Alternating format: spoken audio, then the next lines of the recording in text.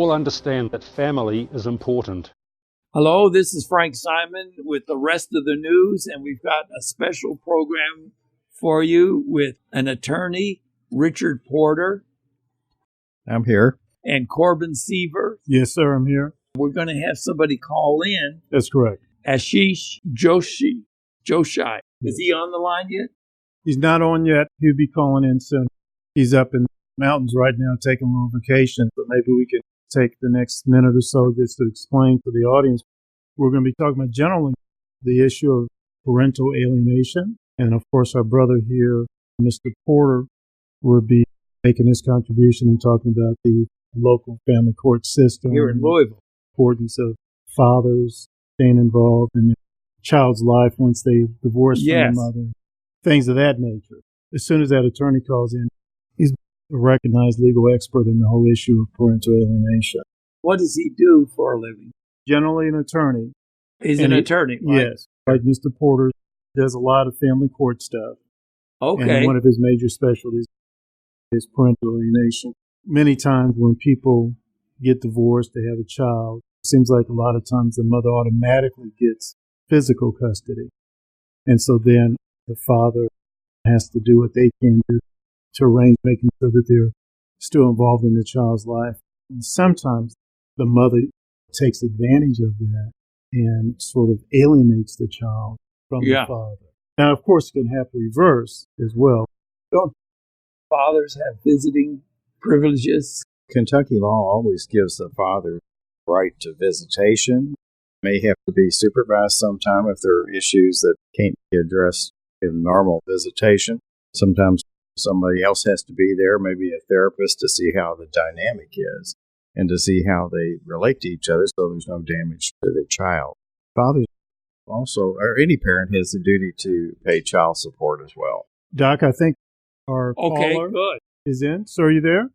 Yes, I'm here. Right. Oh, good. Thank you for joining us today. Right. Corbin has already introduced you and told us about this. Do you have any thoughts about the importance of a father? Doc, let me just ask this real quick. Sir, I'm embarrassed to say this, but we really struggle in the pronunciation of your name. Ashish Joshi. And could you give us a little background on yourself, your education, and type of law? I practice out of Ann Arbor, Michigan, and my practice focuses on parental alienation litigation. I practice around the country and deal with these cases and internationally as well. And at the end of the day, parental alienation is an attempt made by one parent to sabotage the relationship between the child and the other parent without legitimate justification. When you say without legitimate justification, what's the motivation of the parent doing that? It could be several reasons. Sometimes it's inadvertent. It doesn't have to be intentional. Parents are going through a nasty divorce, and while they are going through the turmoil of their emotions, they don't realize that they are treating the child as an ally in their divorce litigation. So there's an issue of boundary violation there. For example, a mother or a father treat the child as an ally against the other parent, share inappropriate information concerning case, concerning adult information, and the child is caught in a loyalty bind. Sometimes it's outright intentional, that because of whatever reason, the hurt of the divorce or the rejection by the spouse, the rejected spouse decides to sabotage the relationship between the child and the other parent. And then it takes on a campaign of denigration, bad-mouthing, limiting the context, interfering with parenting time, symbolic undercutting of their parents, and all of it. At the end of the day, what we need to understand, courts are understanding this. Parental alienation is child psychological abuse. It's no different than a child being physically or sexually abused. There are studies out there which have shown that the effects of psychological abuse are very, very harmful and detrimental, both short-term and long-term. There can be an attitude that, well, the child can be resilient, we are going to get out of the woods after litigation ends, things are going to be hunky-dory, and there's going to be rainbow at the end of the sky. How common is that? Unfortunately, it's more common than we would like it to be so. The courts have acknowledged the condition. Some courts call it pathological parenting. Some call it parental alienation.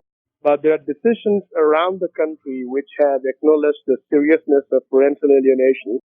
And the judges have tried to do several things.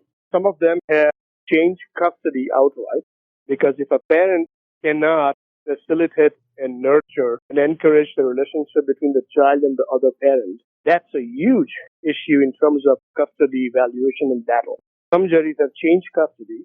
Others have put financial sanctions, issued fines. Some of the judges have also sent the alienating parent to jail for repeated interference with parenting time, for repeated contempt of court, for violating the court order. The judges have a pretty flexible and creative in terms of how to address parental alienation. It also depends upon the age of the child, whether the alienation is mild, moderate, severe, whether the alienating behaviors are also mild, moderate, severe. So there's a lot of dynamic going on there. I just wanted to make a comment and then have Mr. Porter say some things, because he's been involved with family court here in Louisville for well over 20 years. Is that correct? Yeah, 39 years. 39 years. So one thing I want to say, based upon what you just said, it silenced everybody in this room. It doesn't sound good for the child, period. This sounds like, as you put it, just flat out abuse. How does the child come through this or do that? It is child psychological abuse. There is no denying it. There are behaviors which have been found as psychological maltreatment by the American Professional Society on Abuse of Children. And if you look at those behaviors, those very behaviors are mimicked by alienating parents. The problem is that our protective services workers, the social workers who are in the trenches to investigate cases of abuse, are not that educated in parental alienation. So a CPS worker, for example, who would not hesitate to remove a child from a home in case of physical or sexual abuse will take his or her time in thinking about what's going on. Some judges who are not that well versed in this area will also take the time, kick the can down the road, order the parents to therapy, the child to therapy and whatnot. And it makes the case of parental alienation far, far worse, because traditional therapy makes it far worse. This is what many judges don't get. Fortunately, we are seeing really good decisions from courts around the country that have acknowledged the science behind what constitutes parental alienation. How do you combat that? How do you put in remedial measures in place? And more importantly, how do you contain those behaviors in the future? Mr. Porter, I might just interject here. Kentucky law says that the family court judges have to give the fathers equal protection, as well as certainly what on an equal basis with the mother. Judges have to honor that. We have 10 judges in Jefferson County here in Louisville which handle these family court matters, and they are all very good. I've worked there so long now. I hear from other attorneys that appear in the other courts, as well as my own experience. These judges are very good about giving fathers equal rights, so they're not mistreated, and it's always a critical balance, as Mr. Joshi has said, to protect the children. It is very damaging to them. The courts have tended to favor mothers for placement of younger children simply because they appear to be better nurturers than the fathers, and that's not always true. Of course, there are always exceptions, but they've tended to do that, and most of the psychological literature that's out there on proper parental custody issues favors women in those conditions or in those situations for younger children. But as the children get older, they obviously need their fathers. Studies have shown that as they get into the teenage years, the fathers are more critical in the upbringing of the children. So it's essential really to provide as much parental attachment, supervision as possible for children, or they won't develop right. The society is so troubled as it is now because fathers are missing from so many homes. So we need to encourage fathers to participate. In our community, the fathers should not assume they're going to be mistreated because they're going to be given equal treatment. But our expert here is correct. Often the Child Protective Service social workers are not trained, and they tend to look down on men. So if a social worker is involved, you have to make sure they're not prejudiced against the fathers. That's an interesting comment there because I've been through family court. I know other guys who go through family court, and our impression was that, hey, these guys hate me. I'm not here to say, hey, I'm having a Super Bowl party. I'm here to fight for time with my child. There's a resentment there because, at least on my part and other guys I know, we had to spend a tremendous amount of money just to see our child. And there was nothing they could ever say. There's no physical abuse or anything of that nature. That's why I started learning more and studying more about parental alienation. You say you had to spend a lot of money. What would you spend the money on? The attorney fees. The lowest down payment I got was $1,500. And then from there, $150 an hour. For an attorney to Yes. represent you Represent me in the hearings. in court, yes. That was probably a retainer that they asked for at Yes. $1,500, That's correct. and then so much per hour after that. Right. These cases are very time consuming because people like to use the courts as a weapon against the other party. One parent does that. I can't tolerate that. If I find that's going on, then I usually disengage from that client. But I think our speaker said a typical example, say a mother and father divorce, she gets custody of the children for whatever reason and she remarries. So the man's mad as heck because some other guy's around his kids. So he's suddenly a victim. And then the mother's trying to cut the father off from the contact with these children because she's moved on with her life and's got a new husband. So the family certainly does need some counseling and some experts to help work that out. And that's good. And the judges here try to keep the children in counseling so that they've got an outlet or not damaged by the fighting of the parents. But if the fighting gets really bad, there's a case on record here in Kentucky, Mandelstam versus Mandelstam. Parents fought so much that the court gave the children to the rabbi. Courts took them away from the parents completely. Said, you're not fit. You all don't know how to act, and we just won't let you be around the children. Brother Joshi, did I pronounce that correct? That's right. Brother Joshi, why did you get involved in this whole issue of parental alienation? You're saying that's pretty much your focus. What motivated you to get in? Well, my mentor, Dr. Demosthenes Lorandos, and my former law partner is a clinical psychologist and an attorney. And this was his area of expertise. He has written a lot about it. He has fought for fathers in the court, also for mothers who have been alienated. And more importantly, he has defended people, parents, falsely accused of abuse, where the system was put into gear against them. Not just the family court system, but the criminal law system as well. CPS, police, prosecutors, everyone. It's important to understand three issues in terms of parental alienation and how it affects men in general. Number one, the research shows that 75% of parental alienation cases, women were the alienators. And in 25% of cases, men were the alienators. There is a significant amount of research for that.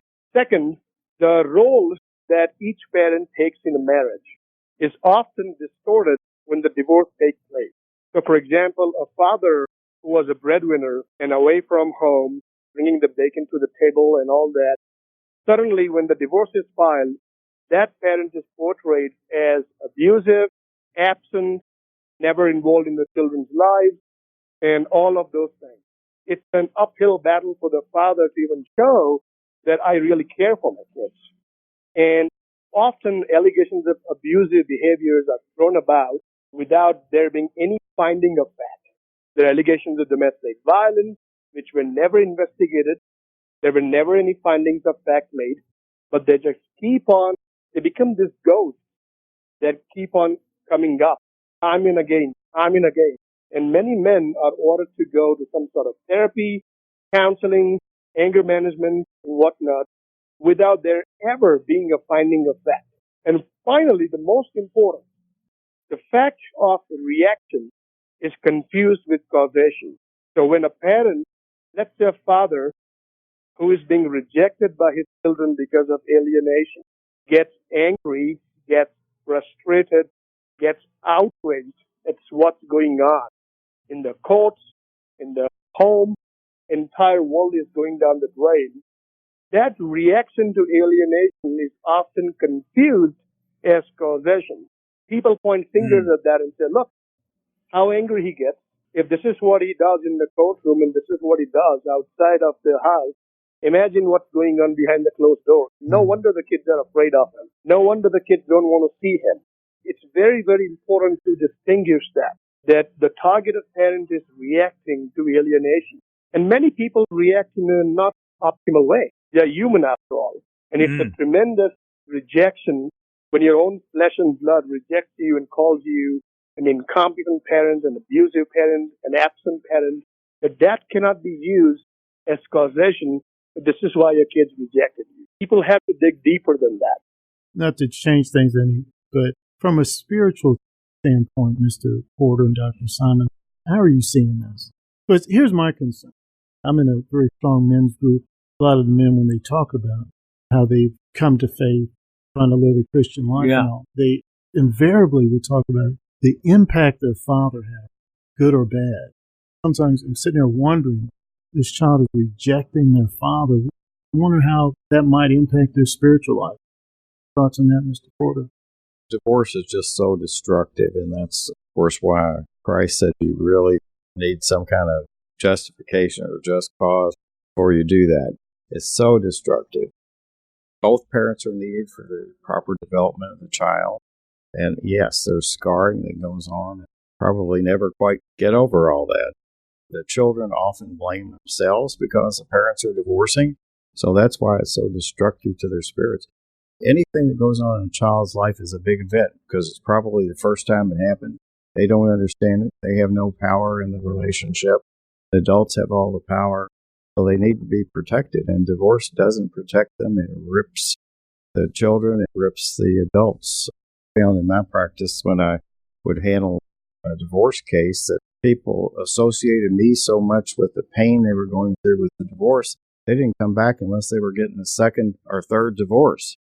So it's very damaging to everybody. Yes, spiritually, it's a very, very terrible thing. And unfortunately, there's a lot of divorce going on in our society, a lot of breakdown. People are not putting the Lord first in their lives, probably amounts to. Brother Joshi, you had mentioned the possible long-term negative impact on children. Have you seen situations where a child's been alienated, let's say, as an example, from their father, and they haven't spoken to them for years and years and years, and that child decides to reconnect with their parents? Do you have any success stories like that? There is some anecdotal evidence on that. There's a significant body of research conducted by Dr. Amy Baker, who is in New York, and she wrote a book about this. I think it's called Ties That Bind, Adult Children of Alienation. But I would like to go back to a point that was being discussed earlier about the importance of fathers in the children's lives. There is extensive research conducted on this topic by doctors Richard Warshak and Michael Lamb. And they talked about children who were raised in the custody of mothers when fathers were cut out. And it showed how those children had significant shortcomings and had short-term and long-term negative effects when growing up in homes without the fathers. And this study has been shown repeatedly to courts. It was also recognized by the National Institute of Mental Health, where they show that the children who grew up without the fathers being in their lives, either the fathers were cut off by the courts, not allowed to see their children. Sometimes the fathers were in jail because of false allegations. Tremendous body of research to show that these kids suffer significant harm. And that research needs to be shown to the judges when the fathers are fighting for parenting time. And often people in these difficult circumstances just give up. It is extremely depressing, not to mention expensive battles to go back to court and keep on fighting to see your children for parenting time. And what's worse is that sometimes many judges take the easy way out and order supervised visitation. We have some allegations against you that you are an abusive man. Let's just take baby steps here. Why don't you see your kids in a supervised setting and we'll see how it goes? And that doesn't change thereafter. You go sessions after sessions after sessions and nothing changes. You keep on paying the supervisor. They keep on making the logs. You see your children in some sort of artificial jail-like setting where people are watching you interact with your kids. And it's a never-ending scenario. It's like living in this Groundhog Day reality. Amazing how it keeps on going on in courts around the country. Dr. Simon? Well, I wondered if Brother Joshi could give us some specific examples of what effect it has on the children if they don't have a father, if the father is, like you say, cut out of their relationship. What are some specific outcomes that might come from that? I don't know off the top of my head. It's been time since I read this research. It was also known as the Texas Custody Research Project, which influenced custody legislation throughout the U.S. and played a key role in the shift from sole mother custody to shared custody and to children's greater access to both parents after divorce. But if I remember correctly, the study showed that the absence of father was directly tied to juvenile delinquency, drug abuse down the line, sexual promiscuity, violent, aberrant behaviors, dropping out of school, and all of that. It was particularly prominent in the Black community compared to other communities. Let me follow up on that by sharing this story with you. I don't know if people are familiar with Kwesi Mfume. He's out of Baltimore, congressperson, and then later he was the head of the NAACP. Before he became a congressperson, I think he had like 6-8 children out of wedlock, several different mothers. I met Kwesi Mfume. If you ever met that guy, he's very charismatic, very good looking. I can understand why a lot of women were enamored with him. But Kwesi Mfume one time was interviewed by Larry Elder. And Larry Elder point blank asked him, he said, look, what do you think is the most critical problem facing the Black community today? Kwesi did not hesitate. He said, fatherlessness. Boom, just like that. Now, he's a liberal. He's in Congress, head of the NAACP, liberal organization. You go talk to the Black Congressional Congress, and they're not going to answer that. You go talk to the NAACP, they're not going to answer that question. But Kwesi had enough courage to say fatherlessness. And then he elaborated on that, saying some of the things that our speaker just said. And then when you speak to a lot of rap artists, even someone as successful like Jay-Z, he's a multimillionaire many times over. And when he was once interviewed by the Howard Stern show, it's not a very Christian, Jay-Z, during that interview, I was really impacted on how you could just almost see how Jay-Z was getting emotional about the time when his father stepped out of his life. It still bothered that man. He's highly successful. I see. Yeah. He's a very successful musician, one of the greatest rap artists ever. And yet, despite all that success, he still has that pain in his heart. And what is that hole in his heart?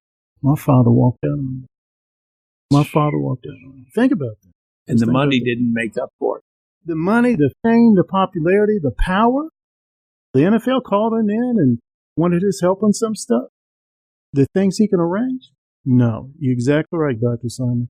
That hole in his heart around his father had not healed despite all that. I might add a couple of references were given there.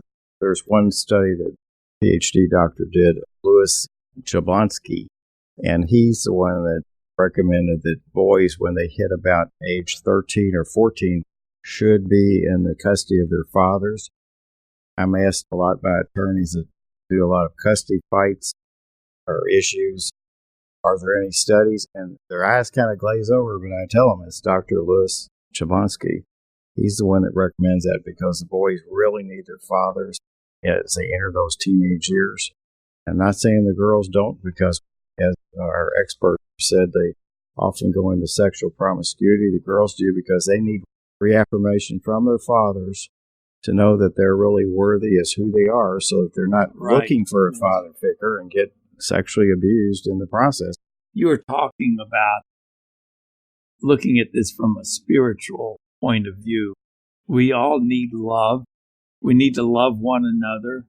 And if we hate somebody, or especially in your family or your spouse and there's hate build up, well, it's very destructive.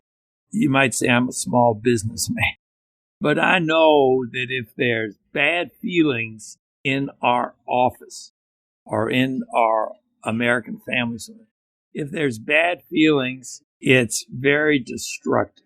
We're not going to accomplish our goals if we're not going to get along. Someone said that old time religion makes me love everybody. Oh man, we're out of time. Our guest is call drop, but let me throw out his website address, joshiattorneys.com, JOSHI attorneys.com.